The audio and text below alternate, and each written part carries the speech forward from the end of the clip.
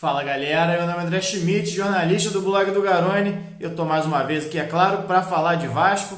Hoje já fiz vídeo aqui comentando o empate do Vasco com o Goiás, empate em 1-1, mas que acabou virando, na verdade, um grande pano de fundo para o assunto do dia. O assunto que surgiu meio que durante a partida ali, não internamente, não no gramado, mas a possível irregularidade do Cleiton do Vasco, que o Vasco poderia perder pontos, uma notícia dada primeiro pelo PVC lá na Fox, e que gerou muito tititi, né, principalmente no Twitter, muita gente me mandando mensagem, repercutiu, inclusive o presidente Alexandre Campelo, presidente do Vasco, falou sobre o assunto, falou que o Vasco está tranquilo em relação a isso. Eu conversei com algumas pessoas também do departamento de futebol do Vasco, e que deixou claro para mim também que estão bem seguros em relação a essa situação, tanto que é só um boato, na verdade, algo que surgiu aparentemente entre os dirigentes em troca de mensagens, não é nada que realmente deu entrada, né, na justiça, não tem nenhum pedido ainda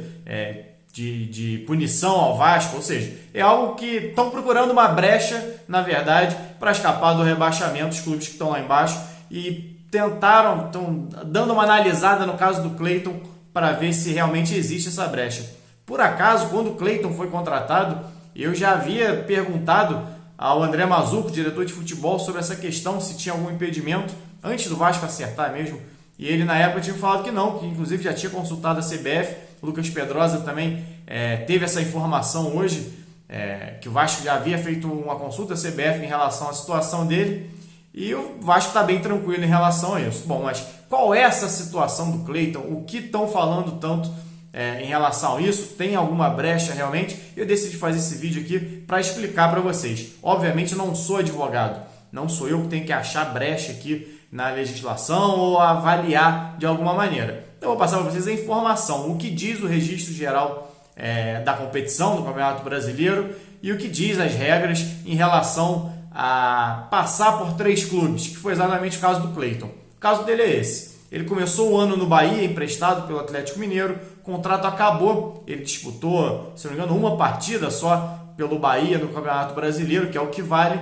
retornou para o Atlético Mineiro, não entrou em campo pelo Atlético Mineiro, isso é fundamental. A grande diferença em outros casos, ou da lei, é que o Cleiton não entrou em campo pelo Atlético e ficou no banco de reservas, e a regra, esse RGC, Registro Geral de Competição, deixa bem claro que é necessário, para considerar atuação, o jogador entrar em campo. E isso ele fez pelo Bahia, não fez pelo Atlético e foi para o Vasco. Deixei até aberto aqui para eu copiar alguns artigos desse registro. O atleta, durante a temporada, poderá estar registrado por, no máximo, 3 clubes. Foi exatamente o que aconteceu. Bahia, Atlético Mineiro e Vasco. Mas o atleta que já tem atuado por 2 outros clubes durante a temporada em quaisquer das competições nacionais coordenadas pela CBF, ou seja, Campeonato Brasileiro ou Copa do Brasil, não pode atuar por um terceiro. Ou seja, ele poderia ter disputado o estadual por um clube e dois outros clubes pelo Brasileiro, por exemplo. Aí que entra novamente a questão do fato de ele não ter atuado. Estar no banco de reservas não é atuar. Um exemplo simples que a gente pode dar em relação a isso: sempre que chega fim de transferência, de janela de transferência, a gente até fiz aqui a lista aqui para o canal, jogadores que não disputaram 6 partidas ainda no Brasileirão, ou seja, jogadores que podem mudar de time na Série A. Disputar partidas sempre foi entrar em campo. Jogador no banco de reservas não conta. Vi muita gente questionando, então por que tem jogador que não é relacionado para a partida mesmo sem atuar, para não estourar os 6 jogos? Bom, exatamente porque se ele tiver que entrar em campo, ele estoura. Então seria um jogador a menos no banco de reservas. Então não faz sentido em relação a ter atuado por 3 equipes no Campeonato Brasileiro, isso é 0 chance. O que implica, que é um outro artigo aqui que eu trouxe para vocês, deixa eu só dar uma olhadinha aqui, em relação à transferência, que um jogador não pode fazer. Deixa eu só procurar aqui um instantinho, estou evitando fazer vídeo com edição, então já peço desculpa, estou quase fazendo uma live aqui, né? Um atleta poderá, após o início do campeonato, se transferir para outro clube da Série A desde que tenha atuado em um número máximo de 6 partidas pelo clube de origem, sendo permitido que cada atleta mude de clube apenas uma vez.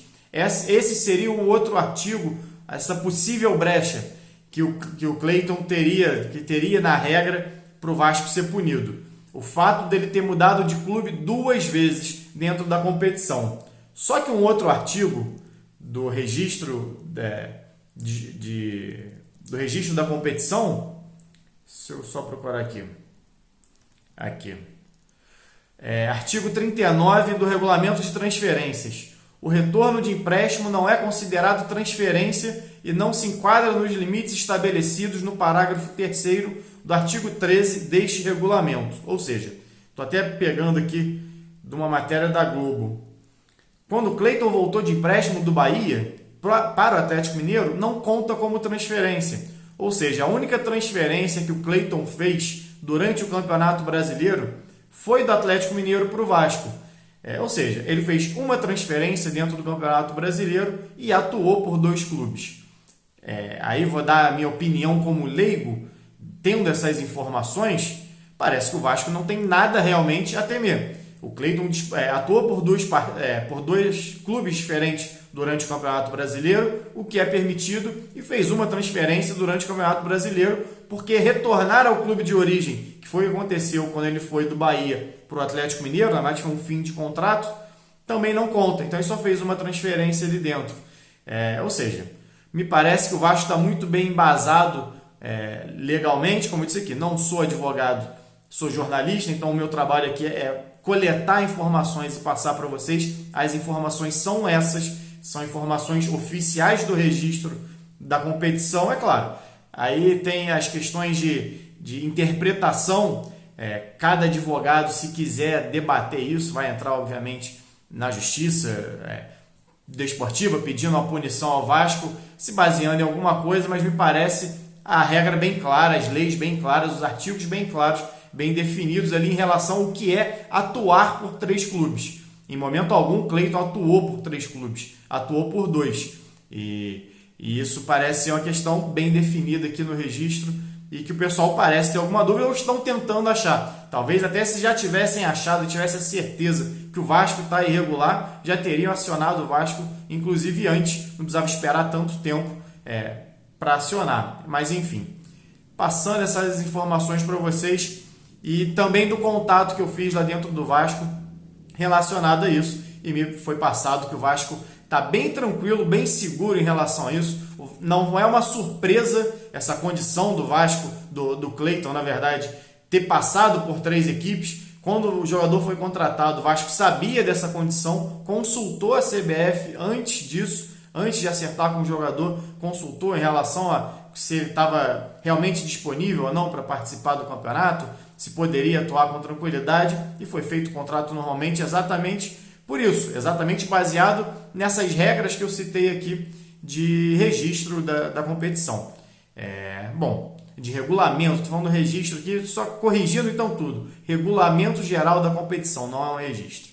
Mas enfim, é isso. A história do Clayton é essa, infelizmente ter visto isso constantemente em reta final de campeonato.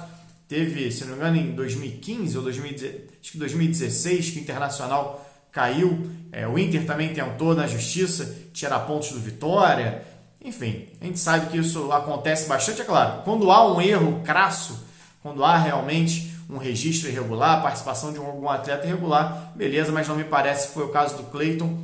Como eu disse aqui, não é uma surpresa para o Vasco essa situação dele ter passado por 3 equipes, não pegou o clube desprevenido. O Vasco estava ciente disso e a CBF aparentemente também estava ciente desse caso, que foi consultada em relação a isso. Vi numa matéria do UOL, se eu não me engano, que outros casos parecidos já foram levados ao tribunal ou foram levados até a CBF e não deram em nada, já foi descartado logo de cara. Ou seja, me parece uma situação tranquila para o Vasco, mais desespero realmente dos outros clubes que estão brigando lá embaixo, tentando alguma forma de não ser rebaixado fora do campo. Não tem nada definido ainda em relação a rebaixamento, principalmente o pessoal que está na cabeça ali, Cruzeiro, Botafogo, Fluminense, que está próximo ali, ainda tem pelo menos uma vaga ou duas vagas talvez contra o rebaixamento, né? Tem dois ainda ali que estão meio indefinidos e estão brigando de uma maneira, ou estão analisando de alguma maneira fora do campo o que não tem conseguido dentro de campo. Acho que o Vasco, aparentemente, pelo menos no meu entender, do regulamento que eu dei uma lida, olhei, já li várias matérias sobre o assunto, com opiniões de advogados, etc. Eu acho que o Vasco pode ficar tranquilo. Tinha muita gente me mandando mensagem no Twitter querendo uma resposta para dormir tranquilo. Acho difícil o Vasco dormir tranquilo com um gol contra que o Henrique fez aos 52 minutos do segundo tempo, mas talvez dê para dormir um pouco mais tranquilo em relação a essa situação do Cleiton, que me parece nada de especial, a não ser que apareça um fato novo aí no meio do caminho, mas aparentemente a situação regular do Cleiton até o momento. Bom, galera, é isso. Se você é novo aqui no canal, se inscreve, deixa seu like, que você ajuda bastante aqui meu trabalho também. Deixe seu comentário sobre o tema. Saudações e até a próxima.